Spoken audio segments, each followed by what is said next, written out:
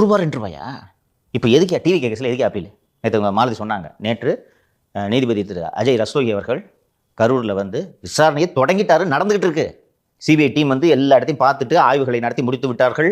And நேற்று முந்தா நாள் ஒரு டிஐஜி ஒருவர் வந்து நடந்த இன்வெஸ்டிகேஷனை ரிவ்யூ பண்ணியிருக்காரு. நிறைய விட்னஸஸ், அந்த ஒரு ஆனந்த், நிர்மல்குமார், பவுன்ராஜ், மதியழகன் எல்லாரையும் விசாரித்து முடித்து விட்டார்கள்.